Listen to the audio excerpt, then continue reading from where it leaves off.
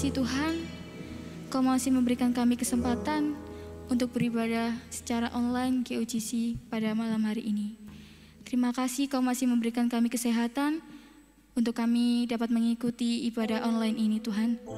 Tolong Kau berkati ibadah ini dari awal hingga akhirnya, kami serahkan ke dalam tangan-Mu. Hanya di dalam nama Tuhan Yesus, haleluya, amin. Shalom. Shalom. Tetap semangat ya teman-teman meskipun kita ibadahnya melalui online. Kita pujikan pujian selanjutnya.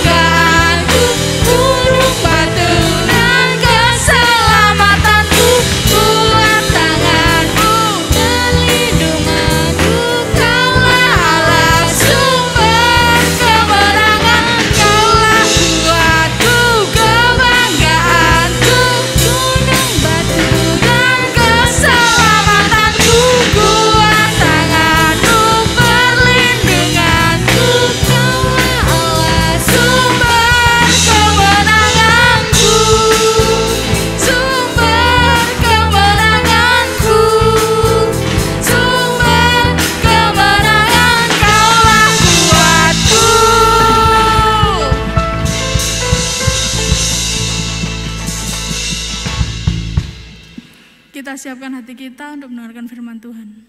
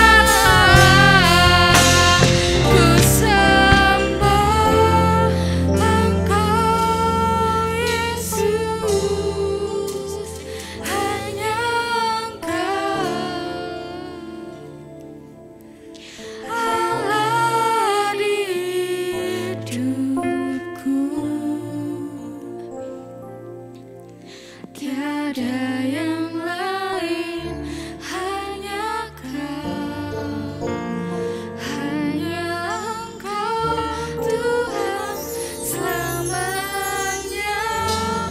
Kau tetap Allah, walau dunia semua bergoncang,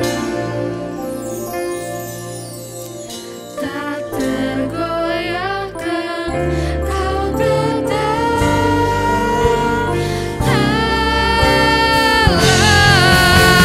Ku sembah Engkau Yesus, hanya Engkau Allah di hidupku.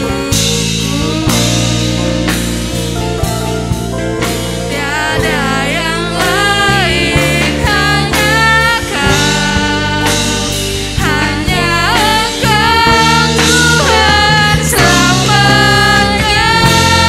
Kau tetap Allah, walau dunia semua bergoncang, tak tergoyahkan. Kau tetap Allah,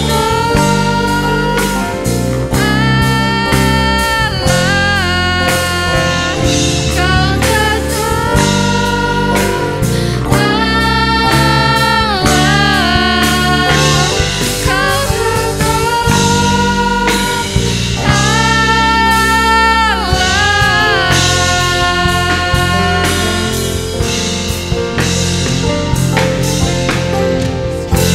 Terima kasih Bapa, terima kasih Yesus, terima kasih Roh Kudus. Kami sudah memuliakan nama-Mu Tuhan, kami sudah meninggikan nama-Mu Tuhan. Tiba saatnya kami mendengarkan firman-Mu Tuhan, berbicaralah melalui hamba-Mu Tuhan, supaya benih-benih firman yang disampaikan Tuhan dapat kami terima dan dapat kami terapkan Tuhan di kehidupan kami sehari-hari Tuhan. Terima kasih Yesus, dalam nama Tuhan Yesus, haleluya, amin. Amin. Shalom, remaja dan pemuda yang dikasihi Tuhan Yesus Kristus. Bertemu lagi dalam ibadah GUGC secara online. Tapi saya percaya itu tidak akan mengurangi semangat kalian semuanya untuk tetap beribadah, untuk tetap memuji, menyembah, dan juga mendengarkan firman Tuhan. Ya, baik. Sore hari ini kita akan belajar bersama-sama firman Tuhan. Tante memberi tema untuk renungan GUGC sore hari ini, pemenang atau pecundang, ya.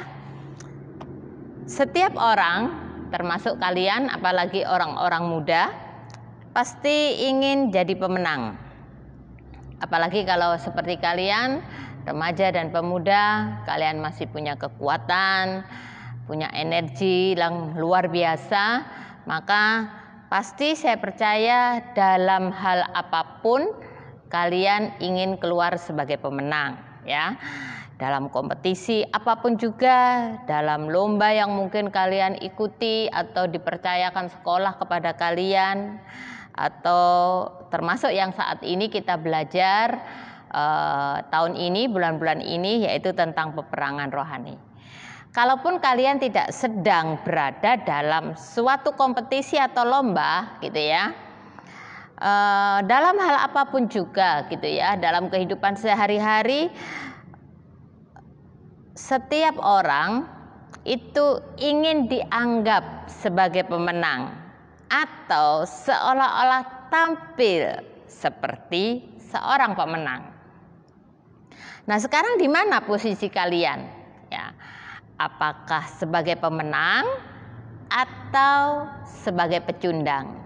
Ya, siapapun nggak ingin disebut sebagai pecundang, ya. Tapi bagaimanapun kita, bagaimanapun kalian, gitu ya, selalu ingin disebut sebagai pemenang. Kita lihat dulu arti dari pemenang dan pecundang supaya Kalau mungkin istilah ini sudah nggak asing lagi, apalagi untuk kalian gitu ya. Tapi coba kita lihat, ini menurut Kamus Besar Bahasa Indonesia, pemenang itu adalah orang atau pihak yang menang. Nah, ini sudah jelas sekali ya. Dan nggak ada arti yang lain.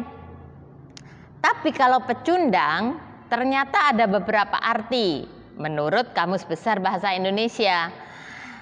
Pecundang bisa diartikan orang yang menghasut, orang yang menipu, orang yang kalah, atau juga orang yang dikalahkan. Nah, jadi rupanya arti dari pecundang ini lebih banyak dari pemenang ya. Pemenang hanya disebut orang atau pihak yang menang. Sementara pecundang, orang yang menghasut, orang yang menipu, yang kalah, juga yang dikalahkan. Nah, sekarang kita akan lihat terlebih dahulu ciri-ciri seorang pemenang atau seseorang yang punya jiwa sebagai pemenang. Kita lihat di dalam Filipi pasal yang ketiga, ayat 13 dan 14. Filipi pasal 3 ayat 13 dan 14 berkata demikian. Saudara-saudara, aku sendiri tidak menganggap bahwa aku telah menangkapnya. Tetapi ini yang kulakukan. Aku melupakan apa yang telah di belakangku dan mengarahkan diri kepada apa yang di hadapanku. Dan berlari-lari kepada tujuan untuk memperoleh hadiah, yaitu panggilan sorgawi dari Allah dalam Kristus Yesus. Amin. Ini surat Rasul Paulus kepada jemaat di Filipi. Apa yang disampaikan oleh Rasul Paulus di ayat yang kita baca, inilah yang menunjukkan ciri-ciri seorang pemenang atau ciri-ciri seorang yang punya jiwa sebagai pemenang. Yang pertama apa? Fokus pada tujuan. Itu ayat 13 tadi kita udah baca, ada kata-kata, ada kalimat yang menunjukkan bahwa Rasul Paulus ini punya jiwa pemenang, bahkan dia juga keluar sebagai pemenang. Meskipun kita tahu bahwa ada begitu banyak penderitaan yang dialami, tapi ternyata semua yang dialami itu tidak menunjukkan bahwa itulah posisi kekalahan dia, tidak ya. Kalau kalian baca di 1 Korintus itu kan ada berbagai peristiwa yang tidak menyenangkan yang terjadi kepada Rasul Paulus. Berapa kali dia dirajam, berapa kali dia mengalami karam kapal, ya berapa kali dia harus mengalami aniaya, tidak terkatung-katung di tengah laut. Ada begitu banyak hal yang terjadi. Nah, itu bukan berarti bahwa ketika dia mengalami penderitaan atau kesulitan-kesulitan itu dia ada pada posisi yang kalah gitu ya. Tapi ayat ini menunjukkan ada kalimat di ayat 13 yang mengatakan demikian. Rasul Paulus, aku melupakan apa yang telah di belakangku dan mengarahkan diri kepada apa yang di hadapanku. Nah, mengarahkan diri pada apa yang di hadapanku itu artinya bahwa dia benar-benar dalam perjalanannya dia nggak toleh-toleh lagi gitu ya. Apa yang di belakangnya dia, pengalaman-pengalaman dia di masa lalu, ketika dia belum percaya kepada Yesus, itu enggak menghalangi langkahnya dia. Mengarahkan diri itu artinya pandangannya hanya fokus ke depan. Ya. Ini ciri-ciri, salah satu ciri dari seorang pemenang. Fokus pada tujuan. Ayat 14 mengatakan dan berlari-lari kepada tujuan. Jadi dua kalimat ini dalam ayat 13 dan 14 menunjukkan bahwa seorang yang berjiwa pemenang bukan melihat sesuatu yang sedang terjadi atau yang sudah lama dia alami atau apa yang pernah dia alami, tapi sekarang fokusnya ada pada apa yang di hadapannya. Mengarahkan diri berarti fokusnya, perjalanannya itu ada mengarah kepada tujuan. Nah, berlari kepada tujuan. Dia tahu dengan pasti apa yang akan dicapai di depan. Itu sebabnya dia fokus hanya ke sana. Karena kalau dia melihat ke belakang, kalau dia melihat apa yang selama ini dia alami, bisa jadi itu akan merusak konsentrasinya, akan merusak fokusnya kepada tujuan. Itu akan menghambat langkahnya. Nah, ciri yang kedua, ya, seorang yang berjiwa pemenang adalah dia berani berjuang. Ya, dia berani berjuang. Pada beberapa kali kalau kalian dengarkan di ibadah raya, saya selalu menyampaikan bahwa di dalam peperangan itu selalu ada perjuangan. Kalau namanya peperangan tanpa perjuangan itu bukan peperangan namanya. Ya. Kalau ingin jadi pemenang itu berarti juga harus ada perjuangan. Kalimat mana yang menunjukkan di ayat yang sudah kita baca bahwa Rasul Paulus juga seorang yang berani berjuang? Ayat 14 mengatakan tadi yang sudah kita baca, dan berlari-lari kepada tujuan untuk memperoleh hadiah. Berlari, ya, berlari-lari. Jadi bukan berjalan, bukan jalan santai gitu ya. Tapi dia berlari-lari. Itu artinya bahwa untuk sampai kepada tujuan dia nggak santai-santai. Dia nggak melakukan seenaknya, sesempatnya saja, seperlunya saja. Tapi dikatakan berlari-lari. Dalam terjemahan firman Allah yang hidup di ayat 14 ini mengatakan, saya berusaha, ya, saya berusaha mencapai akhir perlombaan. Jadi kalau berusaha itu berarti dia melakukan itu dengan segenap kekuatan, tenaga, pikiran, waktu, semuanya dicurahkan ke sana. Inilah ciri seorang pemenang. Dalam perjuangan tentu saja ada begitu banyak tenaga yang perlu kita keluarkan, pikiran yang kita fokuskan, waktu yang mungkin kita juga pakai. Tetapi hasil tidak pernah, hasil selalu sesuai dengan proses. Ya, kalau proses perjuangan kita dengan sangat luar biasa seperti juga Rasul Paulus, maka kita bisa juga sama seperti Rasul Paulus akan mencapai hasil yang bukan hanya sekedar memuaskan, tapi sangat memuaskan karena keluar sebagai pemenang. Sekarang kita lihat, sebelum nanti kita lihat contoh, ya, ada contoh yang akan kita lihat bersama-sama supaya kalian bisa membandingkan antara pemenang dan pecundang. Sekarang kita lihat dulu ciri-ciri seorang yang berjiwa pecundang. Kalau tadi pemenang dia selalu fokus pada tujuan, dia juga berani berjuang. Tapi seorang pecundang atau orang yang berjiwa pecundang adalah orang yang selalu menyalahkan orang lain atas kegagalannya. Ya, jadi kalau dia gagal, dia nggak lihat sendiri, nggak introspeksi gitu ya. Kenapa kok sampai gagal gitu ya? Tapi dia selalu menyalahkan orang lain ketika sesuatu tidak terjadi sesuai yang dia inginkan. Yang kedua, dia selalu membandingkan diri dengan orang lain. Ya, membandingkan diri dengan orang lain. Apalagi kalau orang lain punya kelebihan gitu ya. Maka dia membandingkan diri dengan orang lain dan itu akan membuat dia nggak fokus pada tujuan. Nah, itu juga yang menjadi salah satu ciri dia menyerah pada tujuan atau pada prinsip. Jadi kalau tadinya dia punya tujuan gitu ya. Dia punya tujuan, dia punya prinsip yang akan dia jalani.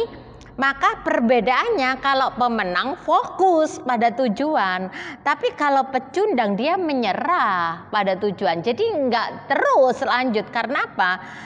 Mungkin ada peristiwa-peristiwa yang terjadi yang tidak sesuai dengan pemikirannya, nggak sesuai dengan ekspektasinya, gitu ya. Kalau pemenang dia akan terus lanjut apapun yang terjadi, kalaupun itu merupakan mungkin hambatan buat dia, tapi dia akan tetap fokus. Itu sebabnya ada seseorang yang mengatakan begini, pemenang tahu cara berdiri saat jatuh. Ya, pemenang tuh tahu cara berdiri saat jatuh. Jadi bisa jadi dia pernah gagal, bisa jadi ada hal-hal yang menghalangi perjalanan fokusnya dia. Tapi seorang pemenang akan cepat berdiri, dia tahu cara berdiri dan terus fokus pada tujuan. Tapi kalau pecundang tidak. Pecundang akan merasa lebih nyaman tetap ada di posisi jatuh. Tetap nyaman pada posisi jatuh. Itu sebabnya dia menyerah pada tujuan. Bahkan kalau tadinya dia punya prinsip-prinsip, maka dia menyerah. Dia nggak lagi fokus pada tujuan.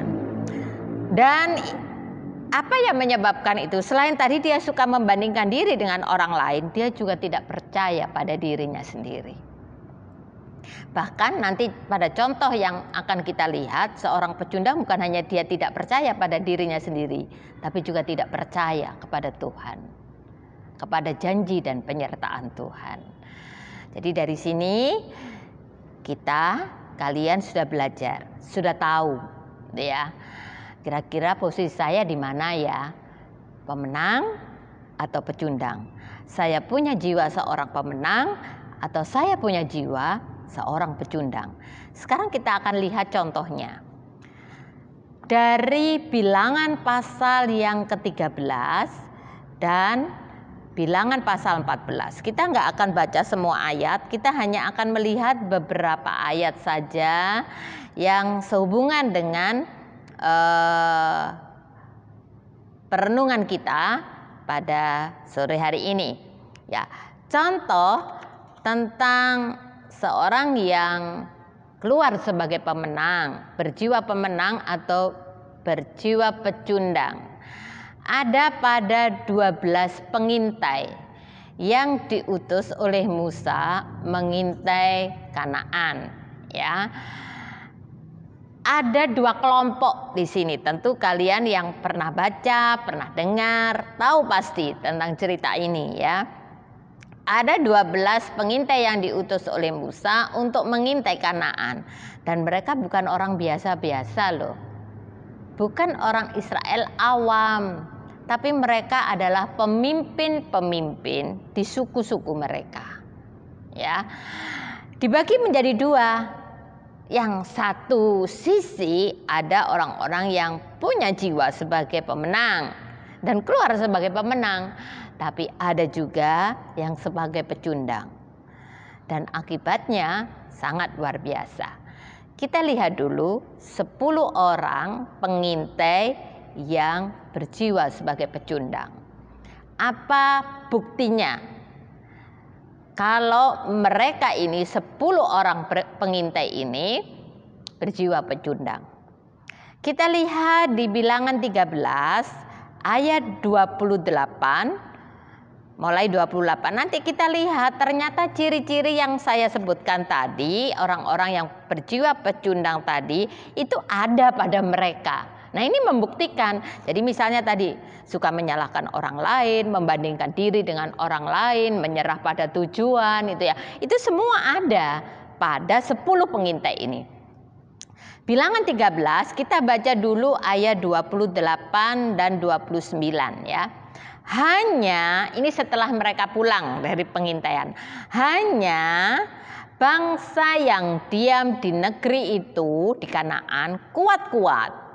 Dan kota-kotanya berkubu dan sangat besar. Juga keturunan Enak telah kami lihat di sana.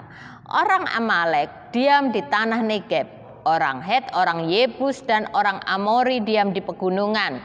Orang Kanaan diam di sepanjang laut dan sepanjang tepi sungai Yordan. Kita lanjut di 31. Tetapi orang-orang yang pergi ke sana bersama-sama dengan dia berkata, kita tidak dapat maju menyerang bangsa itu karena mereka lebih kuat daripada kita. 33. Juga kami lihat di sana orang-orang raksasa, orang Enak yang berasal dari orang-orang raksasa, dan kami lihat diri kami seperti belalang, dan demikian juga mereka terhadap kami.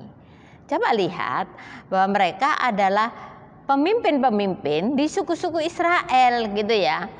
Mereka adalah bangsa pilihan, sudah bangsa pilihan, orang-orang yang berangkat diutus oleh Musa mengintai itu adalah orang-orang pilihan, mereka pemimpin. Tapi coba kita lihat bahwa 10 orang pengintai ini seperti tadi saya katakan, mereka berjiwa pecundang. Mereka membandingkan diri mereka. Bangsa pilihan loh, padahal mereka membandingkan dengan orang lain, dengan bangsa kemana Musa suruh mereka mengintai, dan mereka nggak percaya diri. Tadi saya katakan bukan saja mereka tidak percaya kepada diri mereka sendiri bahwa mereka bangsa pilihan, tapi mereka juga tidak percaya kepada janji dan penyertaan Tuhan ketika Tuhan benar-benar sudah menjanjikan Kanaan kepada mereka. Kita lihat tadi di 28 dan 29 dikatakan bahwa bangsa yang diam di negeri itu kuat, ya, kuat. Jadi seolah-olah kami ini apa gitu ya. Terus ayat 31 katakan kita tidak dapat maju menyerang bangsa itu karena mereka lebih kuat daripada kita. Nah, ini sudah kan mulai membandingkan. Kalau 29 tadi katakan mereka itu 28 tadi mereka keturunan Enak, ada orang Amalek, orang ini bahkan 33 ditegaskan bahwa dituliskan lagi mereka itu orang-orang raksasa, sangat besar, tinggi besar. Nah, kalau kami lihat diri kami seperti belalang. Nah, ini udah mulai membandingkan toh, mereka lebih kuat ya, mereka bangsa yang kuat, lebih kuat dari kita. Mereka orang-orang yang tinggi besar, berasal dari orang-orang raksasa. Nah, ketika mereka melihat diri mereka sendiri yang bangsa pilihan, yang pemimpin-pemimpin di suku-suku mereka di bangsa Israel ini, mereka tidak menghargai diri mereka. Bahkan mereka katakan kami ini seperti belalang. Wah, nggak ada harganya gitu ya.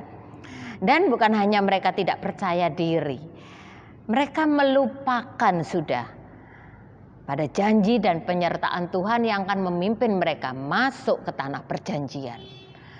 Bahkan perjalanan yang sudah mereka lewati dengan mujizat-mujizat, ternyata itu nggak ngefek sama sekali, nggak berpengaruh sama sekali, tidak membuat mereka punya pola pikir yang berubah bahwa sepanjang perjalanan mujizat sudah banyak terjadi, hal-hal yang mustahil sudah dia kerjakan, berarti nanti masuk ke tanah perjanjian pasti Tuhan tolong kita. Enggak, ternyata tidak seperti itu. Dan ketika mereka mulai membandingkan dengan orang lain, mereka nggak percaya diri lagi, itu udah mereka nggak fokus lagi pada tujuan. Mereka menyerah pada tujuan. Tadinya Musa pimpin mereka keluar dari Mesir dengan pertolongan Tuhan. Tujuannya kemana? Perjalanan itu nggak ada tujuan yang lain kecuali tujuannya satu, Kanaan. Karena Tuhan memimpin bangsa Israel melalui Musa keluar dari Mesir ya, dengan berbagai tanda ajaib, dengan melewati kemustahilan demi kemustahilan.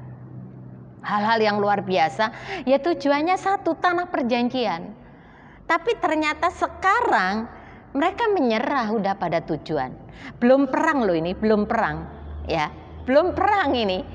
Jadi sebelum mereka maju perang, mereka baru lihat penduduk Kanaan, baru lihat, belum melawan, belum perang. Mereka sudah menyerah, mereka sudah kalah. Ayat 31 tadi katakan ya, ayat 31, kita tidak dapat maju menyerang bangsa itu. Nah, itu berarti udah mereka nyerah pada tujuan. Harusnya kalau mereka tetap fokus, maka mereka nggak akan katakan kita tidak dapat maju menyerang. Ya, kita akan tetap menyerang, akan fokus pada tujuan. Kita akan memasuki tanah perjanjian. Tapi sekarang ketika mereka lihat orang-orang bangsa-bangsa yang diam di Kanaan, mereka katakan kita tidak dapat maju menyerang. Menyerah sudah pada tujuan. Dan kita tahu tadi seperti saya katakan, mereka bukan hanya tidak percaya pada diri mereka sendiri, tapi mereka juga tidak percaya kepada janji dan penyertaan Tuhan. Bahkan mereka menyalahkan Tuhan untuk apa yang sudah mereka alami, yang mereka lihat gitu ya, yang mereka lihat sebetulnya. Dari Bilangan 14 ayat yang kedua sampai 3 mengatakan demikian. 14 ayat 2 sampai 3. Bersungut-sungutlah semua orang Israel kepada Musa dan Harun. Jadi bukan hanya 10 pengintai, tapi bangsa Israel.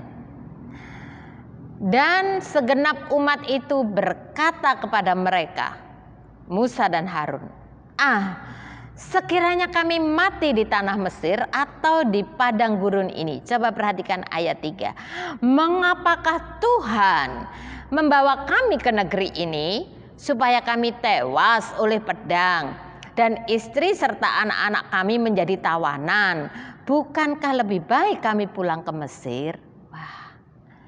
Jadi artinya mereka menganggap Tuhan gak bisa pelihara mereka, gitu ya. Mereka katakan, mengapa Tuhan bawa kami ke negeri ini, ke Kanaan ini? Apakah Dia ingin supaya kami ini semua mati oleh pedang? Istri dan anak-anak kami jadi tawanan, mati juga. Jadi seolah-olah mereka menyalahkan, bukan hanya menyalahkan Musa dan Harun, tapi menyalahkan Tuhan. Seolah-olah Tuhan itu memang benar-benar ingin mencelakakan mereka. Coba kita pikir hal yang seperti ini sampai terjadi kepada bangsa pilihan. Dan tadi cirinya mereka membandingkan diri, gak percaya diri, dan juga gak percaya lagi kepada janji penyertaan Tuhan. Mereka mulai menyerah pada tujuan, ya mereka menyalahkan orang lain. Dan kalau kita lihat ada satu arti dari pecundang tadi, orang yang suka menghasut. Ternyata itu juga yang dilakukan oleh 10 pengintai. Mereka pemimpin-pemimpin loh ya. Tapi coba kita lihat di 13 ayat 32. Bilangan 13 ayat 32 mengatakan demikian. Bilangan 13 ayat 32. Juga mereka, maksudnya 10 pengintai tadi, menyampaikan kepada orang Israel kabar busuk tentang negeri yang diintai mereka. Sampai di situ saja. Kita garis bawahi menyampaikan kabar busuk, menyampaikan kepada orang Israel. Nah, itu dalam terjemahan bahasa Indonesia masa kini mengatakan menyebarkan cerita bohong. Sehingga bangsa Israel percaya 10-2 loh. Suara terbanyak yang menyampaikan ini. Itu yang membuat bangsa Israel percaya dengan apa yang mereka sampaikan. Sehingga kemudian timbullah ayat 4, pasal 14 ayat 23 tadi yang sudah kita baca tadi. Mereka bersungut-sungut kepada Musa dan Harun dan menyalahkan Tuhan. Nah, dari sini kita lihat. Inilah orang-orang yang berjiwa pecundang. Ya. Sepertinya mereka ada pada posisi yang benar gitu ya. Sepertinya mereka ada pada posisi yang benar. 10 loh, 10 ini jumlah terbanyak dari pengintai yang diutus oleh Musa.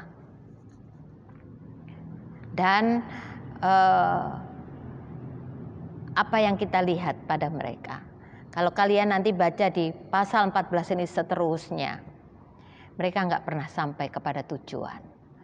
Karena seperti apa yang mereka ucapkan, itu juga yang terjadi pada mereka. Tidak ada satupun dari mereka yang masuk ke tanah perjanjian. Mengapa? Karena mereka berjiwa pecundang. Tapi beda dengan 2 orang pengintai yang diutus oleh Musa, yang punya jiwa sebagai pemenang.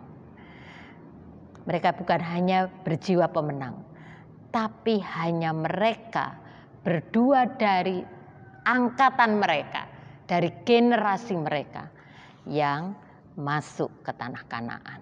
Siapa mereka? Kaleb dan Yosua. Apakah ciri-ciri pemenang tadi juga ada pada mereka? Ya. Mereka fokus pada tujuan. Bilangan 13 ayat 30. Bilangan 13 ayat 30. Kemudian Kaleb mencoba menenteramkan hati bangsa itu di hadapan Musa. Jadi 10, sekarang Kaleb bilang gini, tidak, kita akan maju dan menduduki negeri itu. Sebab kita pasti akan mengalahkannya. Wah, benar tadi yang disampaikan 10 pengintai tadi, benar gitu ya. Betul itu. Ya, bahwa orang-orang Kanaan itu orang-orang yang lebih kuat, bisa jadi karena mereka tinggi besar, lebih besar seperti orang raksasa. Tapi Kaleb dan Yosua, nanti di pasal 14 kita akan lihat perkataan Yosua. Ini perkataan Kaleb. Mereka, hal yang terjadi yang mereka lihat itu nggak menggoyahkan tujuan mereka. Mereka nggak menyerah pada tujuan, tetap fokus. Itu sebabnya Kaleb berkata, kita akan maju. Itu berarti kan tetap pada tujuan. Dan menduduki negeri itu sebab kita pasti akan mengalahkannya. Wah, luar biasa. Iman yang luar biasa. Kita pasti, belum perang, tapi dia sudah katakan kita pasti. Kalau tadi 10 pengintai, mereka belum perang tapi sudah kalah gitu ya. Mereka belum perang tapi sudah kalah gitu ya. Kita tidak dapat maju menyerang karena mereka lebih kuat dari kita. Jadi belum perang sudah kalah. Tapi kalau Kaleb belum perang tapi sudah yakin menang.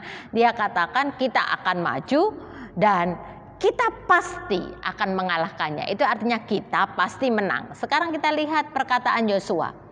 Di Bilangan 14, 6-9. Tetapi Yosua bin Nun dan Kaleb bin Yefune yang termasuk orang-orang yang telah mengintai negeri itu mengoyakkan pakaiannya dan berkata kepada segenap umat Israel, negeri yang kami lalui untuk diintai adalah luar biasa baiknya.